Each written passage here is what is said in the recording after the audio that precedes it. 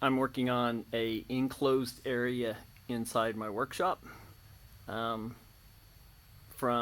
the beam, vertical beam right there, to the back wall there, up to that second C channel you see up there.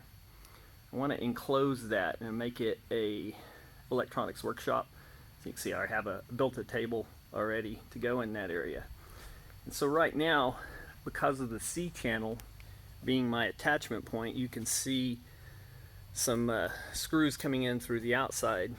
So I've come up with this as an option. Instead of 2x4s, it'll be a 2x6, and it will just rest here on the lip, push back to the screw, and then I can bolt this strap and that angle right there, and it'll go in at this one.